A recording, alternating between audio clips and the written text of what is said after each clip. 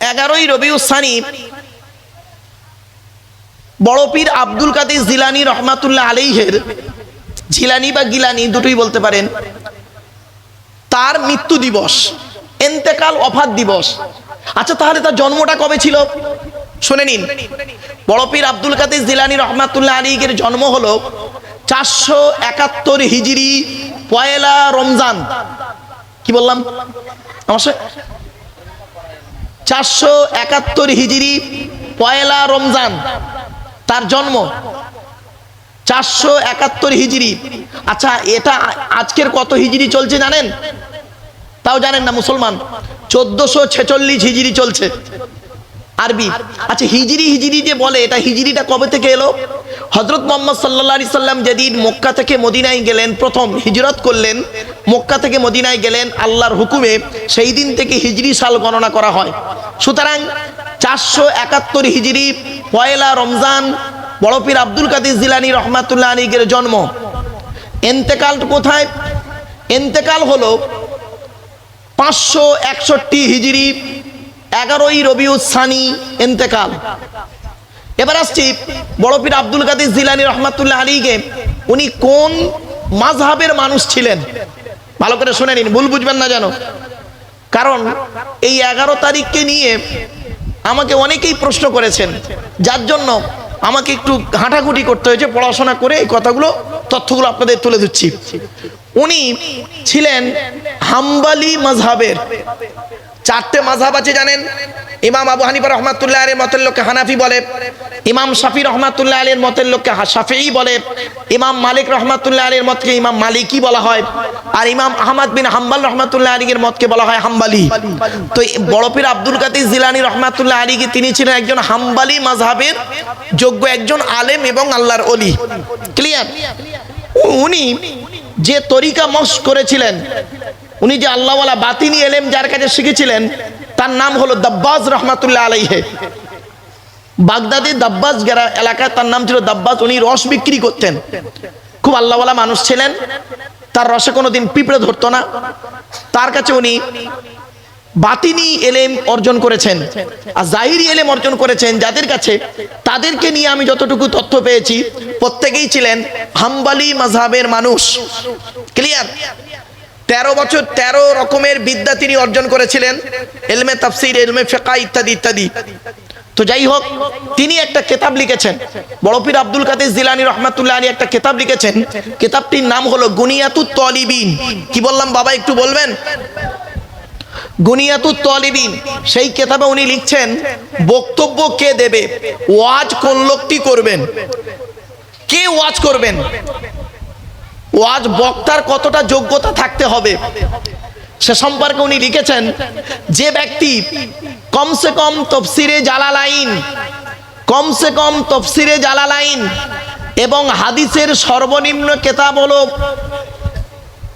সর্বনিম্ন কিতাব হচ্ছে মিশকাত শরীফ, আর ফিকহের কিতাব শরহুল ওয়াকায়া, এই 3টে কিতাব অর্থাৎ হাদিস, তাফসীর এবং ফিকহ, এই 3টি কিতাব যিনি পড়তে পারেন, পড়াতে পারেন, ওই লোকটা ওয়াজ করার যোগ্যতা রাখেন। দুঃখের বিষয়, এই ডাইসে যদি ফেলা হয়, অনেক ব্যক্তি আছেন মিশকাত শরীফ পড়া তো দূরের কথা, একটা হাদিসের ইবারতটাও ঠিকমতো পড়তে পারবে না। বড় দুঃখ লাগে। এজন্য আমি বলি, জলসা শুরুতেই বলি, আপনারা যখনই জলসা দেবেন, যখনই যেখানেই জলসা দেবেন, 3টে জিনিসকে ঠিক রাখবেন। 1 নাম্বার বক্তা, 2 নাম্বার কমিটি, 3 নাম্বার শ্রোতা। বক্তার 2টো জিনিস দেখবেন।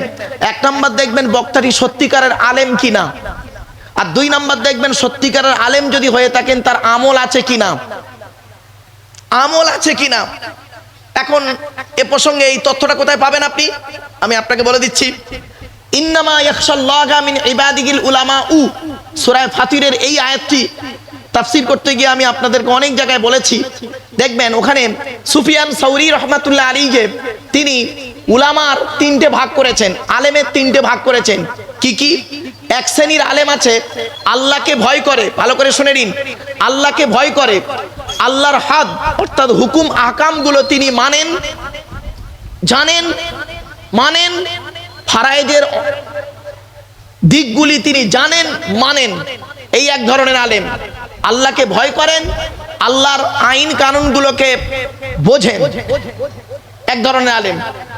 আর এক ধরনের আলেম হলো, উনি বলছেন, সুফিয়ান সাউরি রহমাতুল্লাহ আলাইহি বলছেন, আর এক ধরনের আলেম হলো যিনি আল্লাহকে ভয় করেন কিন্তু কোরআন হাদিসের জ্ঞান নেই। ক্লিয়ার? আল্লাহকে ভয় করেন, কোরআন হাদিসের জ্ঞান নেই। দুই রকম হলো। তিন রকম কি? আল্লাহকে কোরআন হাদিসের জ্ঞান আছে কিন্তু আল্লাহর ভয় করে না। তাহলে তিন রকম আলেম। এক নম্বর আলেম হলো কি? আল্লাহকে ভয় করেন, কোরআন হাদিসের জ্ঞান রাখেন। আর এক ধরনের আলেম হলো কি? কোরআন হাদিস, আল্লাহকে ভয় করেন, কোরআন হাদিসের জ্ঞান রাখে না, মানে ইলিম কালাম নেই, জাহিরি ইলিম নেই। আর এক ধরনের আলেম কি?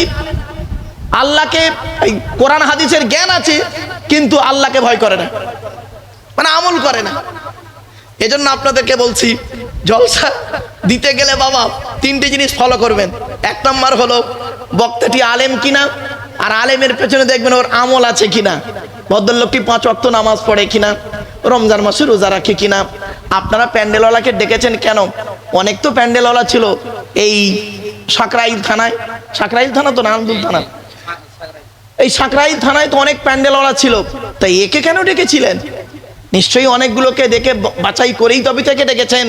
অনেক তো মাইকলা ছিল, এই মাইকলাকে ডাকলেন কেন?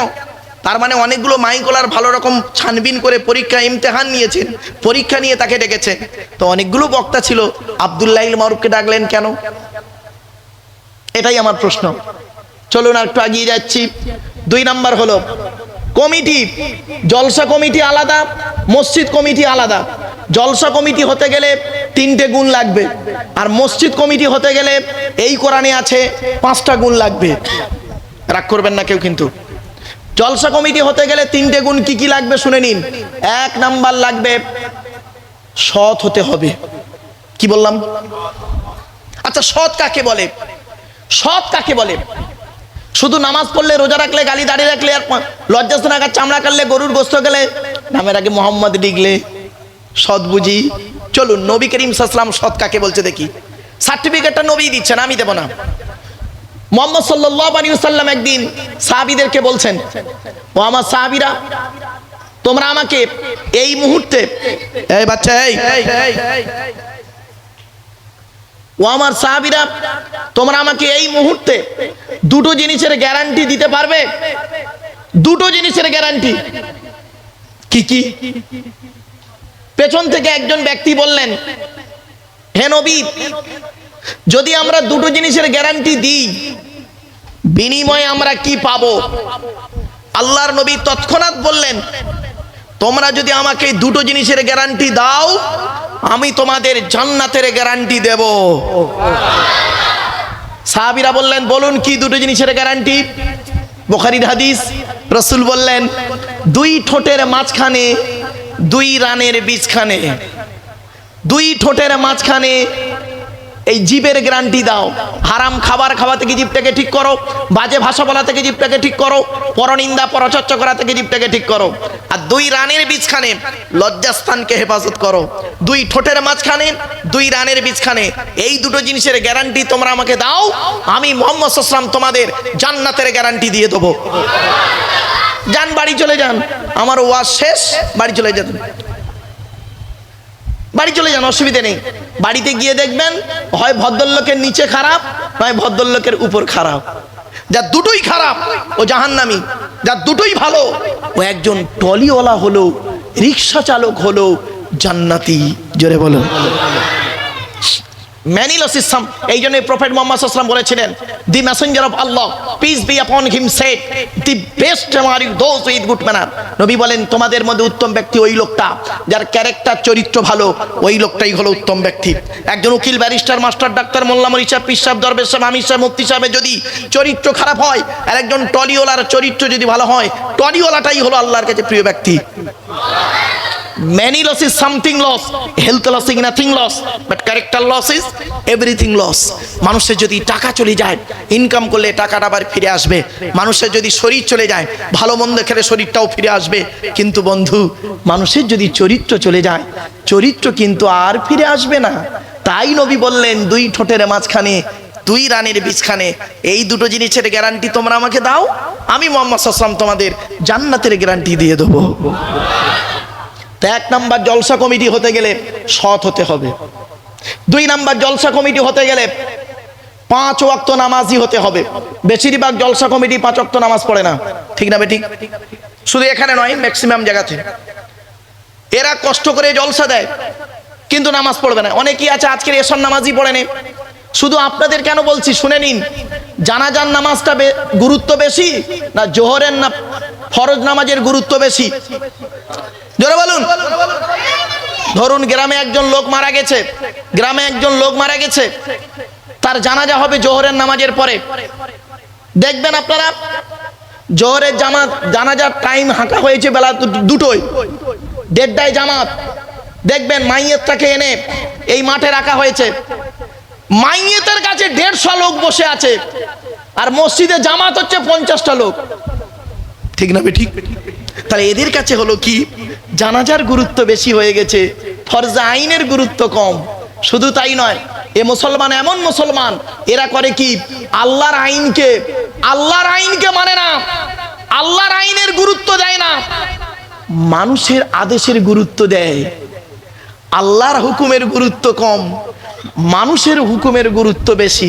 একটা উদাহরণ দিচ্ছি, দেখুন আল্লাহ কোরআনে বলেছেন, এই কোরআনে আছে 250 রকমের হারাম, 250 রকমের হালাল। কত 250 রকমের কি আছে? হালাল, আর 250 রকমের হারাম এই কোরআনে আছে।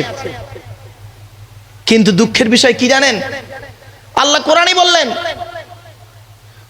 বললেন সুদ খেও না, ঘুষ খেও না, মদ খেও না, জেনা করো না, সন্তান হত্যা করো না। এটার গুরুত্ব দেয় না। আর ডাক্তারে বলেছে চিনি বেশি খাবে না, সুগার বাড়বে, ও চায় চিনি খায় না, ঠিক না বেঠিক? তাহলে ডাক্তারের গুরুত্ব ওর কাছে বেশি, আল্লাহর কোরআনের গুরুত্ব ওর কাছে কম। তুমি আবার বলো আমি মুসলমান, হ্যাঁ তুমি বলো আমি মুসলমান। চলো বিবেককে প্রশ্ন করো, চলুন এগিয়ে যাচ্ছি। 3 নাম্বার হলো, জলসা কমিটি হতে গেলে হালাল খাবার ভক্ষণ করতে হবে। রাগ করবেন না, কে কেমন হালাল খাবার খান হারাম খাবার খান ওই মাঠে দেখা হবে। যে মাঠে, কোন মাঠে দেখা হবে? কোন মাঠে? কোরআন বলছে ইয়াউমা ইয়াজমাউকুম লিয়াউমিল জামঈ যালিকা ইয়াউমুত তাগাবুন। তাগাবুন, সূরা তাগাবুনের 9 নম্বর আয়াতে ওই মাঠে দেখা হবে। চলুন এবার আসছি, মসজিদ কমিটি হতে গেলে কোরআনে আছে 5টা গুণ লাগবে। যাকে তাকে মসজিদ কমিটি করবেন না, আপনাদের অনুরোধ করে বলে যাচ্ছি, দয়া করে যাকে তাকে মসজিদ কমিটি করবেন না। কোটিপতি বলেই তাকে মসজিদের সভাপতি বানিয়ে দেবেন, এ কারবার করতে যাবেন না, ফেসে যাবেন। কোরআনে আল্লাহ বলছেন মসজিদের দায়িত্ব কে নেবে? রাগ করবেন না, আয়াতটা পড়ি। ইন্নামা, যাদের মধ্যে 5টা গুণ আছে আল্লাহ বলছেন তারাই আমার মসজিদের দায়িত্ব নেবে। ইন্নামা ইয়ামুরু মাসাজিদাল্লাহ মান আমানা বিল্লাহ ওয়াল ইয়াউমিল আখিরি ওয়া আকামাস সালাত ওয়া আতাজ যাকাত ওয়া লাম ইয়াখশা ইল্লাল্লাহ ফাআসা উলাইকা ইয়াকুনু মিনাল মুহতাদিন। 10 নম্বর পারার 8 নম্বর পৃষ্ঠার একেবারে 7 নম্বর লাইন, সূরার নাম সূরা তাওবার 18 নম্বর আয়াত। আল্লাহ বলছেন মসজিদের দায়িত্ব তারাই নেবে যাদের মধ্যে 5টা গুণ আছে। 1 নম্বর, ওই ব্যক্তি যাকে 100% আল্লাহকে বিশ্বাস করতে হবে। 2 নম্বর, ওই ব্যক্তি 100% কিয়ামতকে বিশ্বাস করবে। 3 নম্বর, ওই ব্যক্তিকে 5 ওয়াক্ত নামাজি হতে হবে, জোরে বলুন।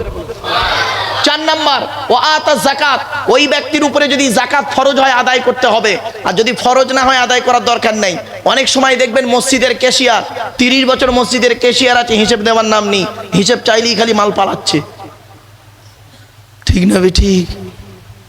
মসজিদের জায়গা, মসজিদের জমি, মসজিদের দোকান আত্মসাৎ করে খাচ্ছে। কবরে ঢোকো, বোঝা হবে। 5 নম্বর হলো মসজিদ কমিটি ওই লোকটা হবে ওয়ালাম ইয়াখশা ইল্লাল্লাহ, আল্লাহ ছাড়া কাউকে ভয় করবে না। এই 5টা গুণ যার মধ্যে থাকবে ফাসা উলাইকা ইয়াকুনু মিনাল মুহতাদিন। বাপেরা মাথায় রাখুন, কথাটা বুঝতে সুবিধা হবে। চলুন এগিয়ে যাচ্ছি। বক্তা হলো, কমিটি হলো, এবার আসছি শ্রোতা। শ্রোতা হতে গেলে 3টে গুণ লাগবে আপনাদের। চেয়ারে এসে বসে পড়েছেন মানেই শ্রোতা হয়নি। 3টে গুণ আপনাদের থাকতে হবে, তবে আপনি শ্রোতা হতে পারবেন। 1 নাম্বার কি? শরীর পাক। কি বললাম? তো আশা করি আপনাদের, আমার দৃঢ় বিশ্বাস আপনাদের প্রত্যেকের শরীর পাক আছে। হয়তো এখন অনেকের অজু নাও থাকতে পারে, কিন্তু শরীরটা পাক আছে। 1 নাম্বার শরীর পাক। 2 নাম্বার কাপড় পাক। আশা করি আপনারা যে যেমন চয়েসেবল কাপড় পরে আছেন, আপনাদের পরিহিত কাপড়টাই পাক আছে। 3 নাম্বার জায়গা পাক। তো এখানে প্লাস্টিকে বসেননি, আপনারা বসেছেন চেয়ারে, পাক আছেন। চলুন এবার তাহলে 3টে জিনিস হয়ে গেল। এবার আমাদের আলোচনা শুরু হোক। বিশ্ব নবী দিবস করছেন। নবী সম্পর্কে কথা বলার আগে নবীকে যিনি পাঠিয়েছেন তার নাম কি? জোরে বলুন। তাহলে আমাদের প্রথমে আল্লাহর পরিচয় জানতে হবে, তারপর নবীর পরিচয় জানবো। আগে আল্লাহর পরিচয় জেনে নিই। চলুন। এই কোরআনে আছে, টোটাল কোরআনের ভিতরে আল্লাহর পরিচয় হলো মাত্র 4টি। কোটি কোটি কোটি কোটি জোরে বলুন। 4টি। কি কি? আল্লাহ নিজেই বলছেন। কুল। কি বললাম? জোরে বলুন। কুল। কুল নয়, কয় হস্য উলা কুল, কয় বয় হস্য উলা কুল। দুটো কুলের মধ্যে পার্থক্য আছে। কাওয়ালা ইয়াকুলু থেকে কুল মানে বলো, আর আকালা ইয়াকুলু থেকে কুল মানে গেলো বা খাও। এই জন্য উচ্চারণটা ঠিক করুন। এই রমজান মাসে ভোরের বেলা যে খাবারটা খান, ওকে আপনারা কি বলেন? জোরে বলুন। সেহরি নয় শব্দটা, শব্দটা সাহারি। দন্তেশয় একার আর দন্তেশয় আকারের পার্থক্যটা কি শুনে নিন। দন্তেশয় একা সিনে জেদ দিলে সিহিরুন মানে হলো জাদু করা, কোরআনে আছে হাদা সিহিরুম মুবিন। আর সিনে জবত দিলে সাহারুন মানে হলো রাতের শেষ অংশের খাবারকে আরবিতে সাহারি বলে, সেহেরি নয়। আর একটা দেখেন, স্বামী স্ত্রী সংসার করতে গিয়ে দেখবেন ঝগড়া করতে করতে স্বামী তার স্ত্রীকে কি দেয়? শব্দটা তালাক নয়, শব্দটা তালাক নয়, শুনে নিন। শব্দটা তালাক নয়, শব্দটা হলো কি? তলাক। কি বললাম? তলাক। ওর বাংলা উচ্চারণ কি? তোয়েল আমালি। আরবি উচ্চারণ কি? তোয়েল আমালি কপ। তলাক মানে পৃথক দেওয়া, ছেড়ে দেওয়া, ডিভোর্স দেওয়া। তয়বয় লয়াকার ক, আর তেল আমালি কপ, তয়াকার লয়াকার ক। তালাক মানে জুড়ে যাওয়া, মিলিত হওয়া, একত্রিত হওয়া। এই কোরআনে তলাক শব্দটা কোরআনের বহু জায়গায় আছে। তালাক শব্দটা কোরআনের মাত্র 1 জায়গায় আছে। তলাক শব্দটা কোরআনের বহু জায়গায় আছে, তালাক শব্দটা কোরআনের মাত্র 1 জায়গায় আছে। শুনে নিন, আমি বলে দিচ্ছি। এটা কি হেফজে কোরআন শরীফ হুজুর?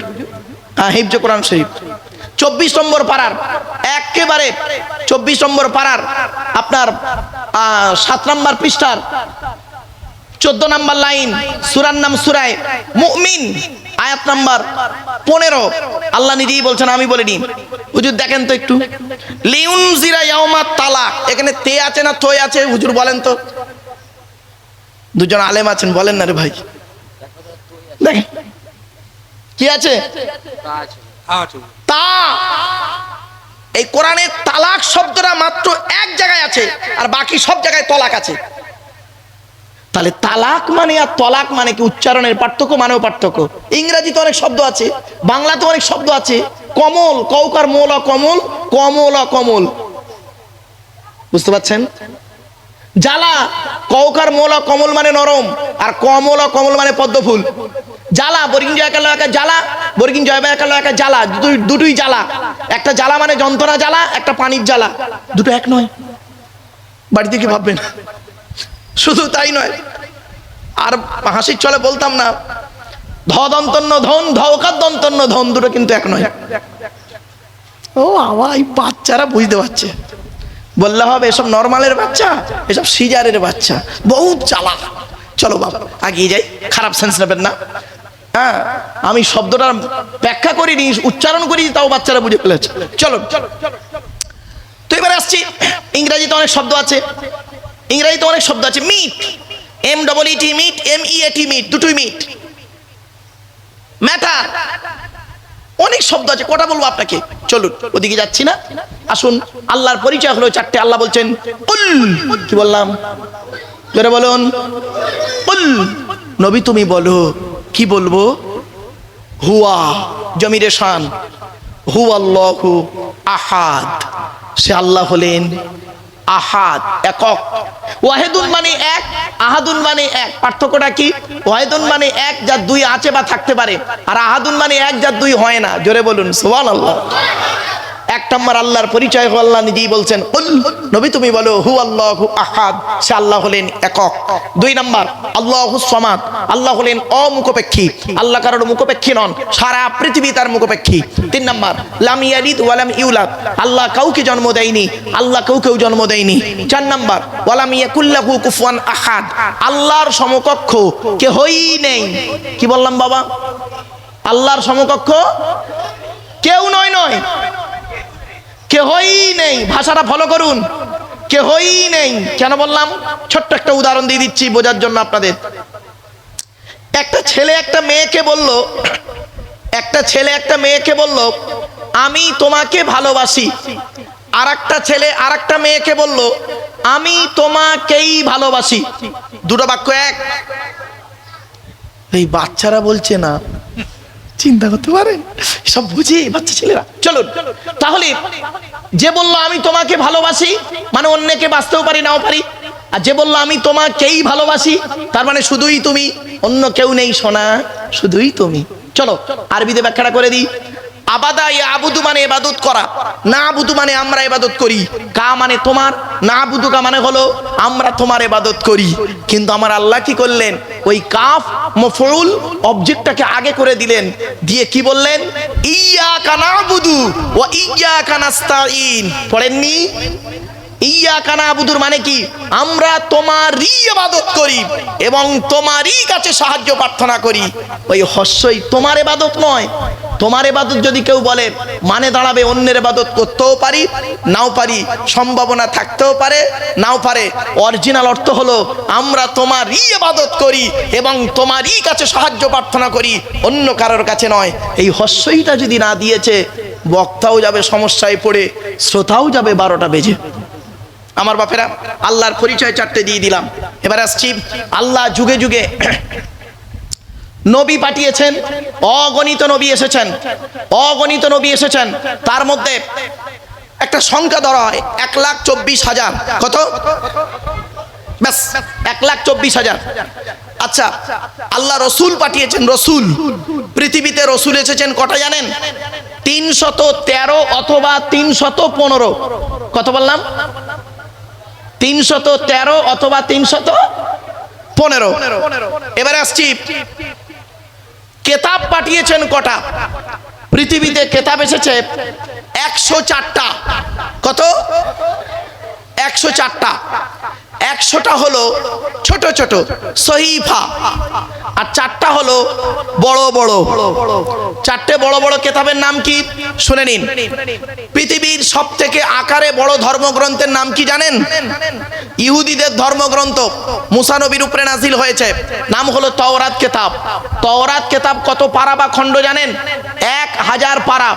তাওরাত কেতাব 1000 পারা বা খণ্ড। তাওরাত কেতাব মুসা নবীর উপরে নাজিল হয়েছে কবে জানেন? 6ই রমজানে। রমজান মাসের 6 তারিখে তাওরাত নাজিল হয়েছে, যেটা মুসা নবীর উপরে নাজিল হয়েছে 1000 পারা বা খণ্ড। দাউদ নবীর প্রতি একটা কেতাব নাজিল হয়েছে, কেতাবটির নাম জবুর কেতাব, 150 পারা বা খণ্ড। জবুর কেতাবটা এসেছে 12ই রমজান। কত? 12ই রমজান। ইঞ্জিল বলে একটা কেতাব এসেছে ঈসা নবীর উপরে। ইঞ্জিলের দুটো ভাগ করেছে, old testament, new testament, Bible বলা হয় যাকে। ইঞ্জিল কেতাবটা এসেছে ঈসা নবীর উপরে 27 পারা বা খণ্ড। ইঞ্জিল কেতাব 27 পারা বা খণ্ড। ইঞ্জিল কেতাবটা এসেছে কতই? 18ই রমজান। এবার আসছি কোরআন।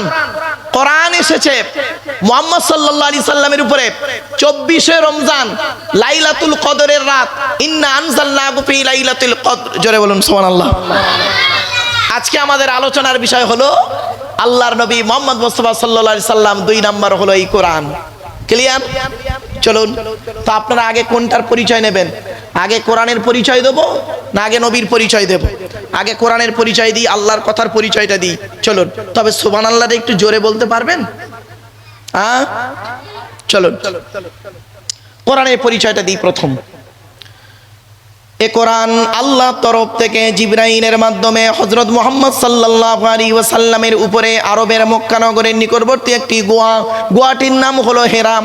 হেরা নামক গোয়াতে 610 খ্রিস্টাব্দে 1 ফেব্রুয়ারি সোমবার কোরআনের প্রথম আয়াত নাজিল হলো, ইকরা, রিড, পড়ো পড়ো।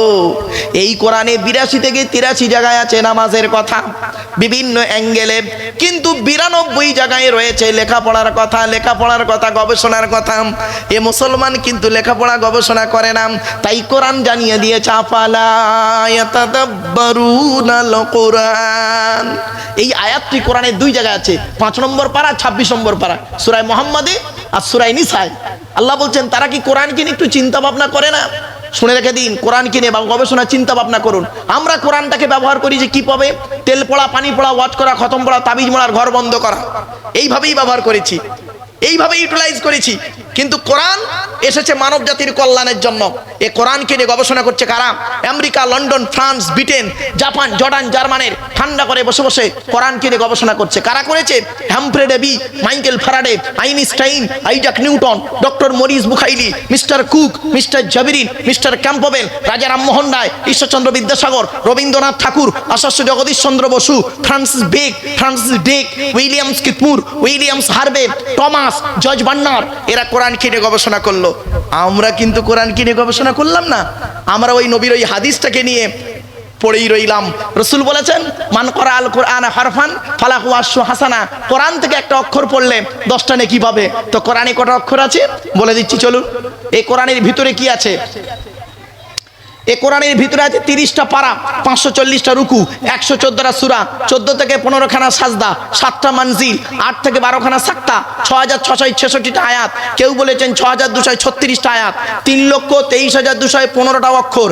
এ কোরআন 22 বছর 9 মাস কয়েকদিন কম বেশি 23 বছর ধরে কোনো ঘটনাকে কেন্দ্র করে, কোনো ব্যক্তিকে কেন্দ্র করে, কোনো বস্তুকে কেন্দ্র করে, কোনো জায়গাকে কেন্দ্র করে কোরআনের আয়াতগুলো নাজিল হয়েছে। এ কোরআনের 6000-এর বেশি আয়াত 12,000 জায়গায় নাজিল হয়েছে। জোরে বলুন সুবহানাল্লাহ। কটা জায়গার নাম জানি আমরা? শুধু মক্কা আর মদিনাই জানি। ওই সূরার প্রথমে লেখা আছে সূরাতুল বাকারা, মাক্কিয়াতুন, এই মাদানিয়াতুন, ওই মদিনা আর মক্কাই জানি। 12,000 জায়গায় নাজিল হয়েছে কোরআনের এই 6000-এর বেশি আয়াত। ভাবতে পারবেন না। এই জন্য অনুরোধ করে বলছি, বাবা একটু আলোচনা করার সুযোগ দিন আর একটু শোনার চেষ্টা করুন। চলুন এবার আসছি, কোরআন যার উপরে নাজিল হয়েছে তার নাম কি? হযরত মুহাম্মদ মুস্তাফা সাল্লাল্লাহু আলাইহি সাল্লাম। মনে রাখবেন, কম্পিউটার শিখতে গেলে 2টো জিনিস লাগে, থিওরি, প্র্যাকটিক্যাল। তো ইসলামে 2টো জিনিস রয়েছে, থিওরি, প্র্যাকটিক্যাল। ইসলামের থিওরিটার নাম হলো কোরআন, আর প্র্যাকটিক্যালটার নাম হলো মুহাম্মদ সাল্লাল্লাহু আলাইহি সাল্লাম। জোরে বলুন। কোরআনে লেখা আছে আকিমুস সালাত, নামাজ কায়েম করো। কিভাবে করবেন? মুহাম্মদ সাল্লাল্লাহু আলাইহি ওয়াসাল্লাম প্র্যাকটিক্যাল করে দেখিয়ে গেছেন। কোরআনে বলা হয়েছে রোজা রাখো, কিভাবে করবেন? মুহাম্মদ সাল্লাল্লাহু আলাইহি ওয়াসাল্লাম প্র্যাকটিক্যাল করে দেখিয়ে গেছেন। কোরআনে বলা হয়েছে ওযু করো, কিভাবে করবেন? মুহাম্মদ সাল্লাল্লাহু আলাইহি ওয়াসাল্লাম প্র্যাকটিক্যাল করে দেখিয়ে গেছেন। সুতরাং আমরা যদি এই থিওরি আর প্র্যাকটিক্যাল এই 2টো জিনিসকে নিয়ে চলি তাহলে আমাদের সমস্যা হবে না। তাই মুহাম্মদ সাল্লাল্লাহু আলাইহি ওয়াসাল্লাম বলে গিয়েছিলেন, তারাকতু ফীকুম আমরাইনি লাম তাদিল্লু মা তামাসসাকতুম বিহিমা কিতাবাল্লাহি ওয়া সুন্নাত রাসূলিহি। আমি মুহাম্মদ সাল্লাল্লাহু আলাইহি ওয়াসাল্লাম তোমাদের ছেড়ে চলে যাচ্ছি, যাবার সময় 2টো জিনিস রেখে যাচ্ছি। এক হলো আমার উপরে আসা কোরআন, 2 হলো হাদিস সুন্নাহ। যতদিন পর্যন্ত তোমরা এই 2টো জিনিসকে আঁকড়ে ধরবে ততদিন পর্যন্ত তোমাদের গায়ের লোম কেউ টলাতে পারবে না। জোরে বলুন। আমরা তো কোরআন হাদিসের বাইরে চলেছি, আমরা তো মানুষের মতবাদকে গুরুত্ব দিয়েছি, কোরআনের মতবাদকে গুরুত্ব দিইনি, রাসূলের মতবাদকে গুরুত্ব দিইনি, মানুষের তৈরি মতবাদের উপরে বেশি আমল করে ফেলেছি। যার জন্য আমাদের উপরে বিপদ আপদ মুসিবত তো আসবেই। আল্লাহ নিজেই বলেছেন, কুল হুয়াল কাদিরু আলা আইয়াবাসা আলাইকুম আযাবাম মিন ফাওকিকুম আও মিন তাহতি আরজুলিকুম আও ইয়ালবিসাকুম শিয়া ওয়া ইযীকা বাদাকুম বাসাবাদ। আমরা কি করেছি? ইন্নাল্লাযীনা ফাররাকু দীনাহুম ওয়া কানু শিয়া লাস্তা মিনহুম ফি শাইইন ইন্নামা আমরুহুম ইলাল্লাহ। আল্লাহ বললেন, নবী, যারা ধর্মের ভিতরে যারা ডালপালা বের করে তাদের সঙ্গে নবী তোমার কোনো সম্পর্ক নেই। আজ আমরা কি করলাম? ডালপালা তৈরি করে দিলাম, আমরা জিহাদকে নিয়ে মারামারি শুরু করে দিলাম। শুনে নিন, জিহাদু ফিদ্দিন আর জিহাদু লিদ্দিন, মনে রাখবেন বাবাজিরা, শুনে নিন। এই বাচ্চারা,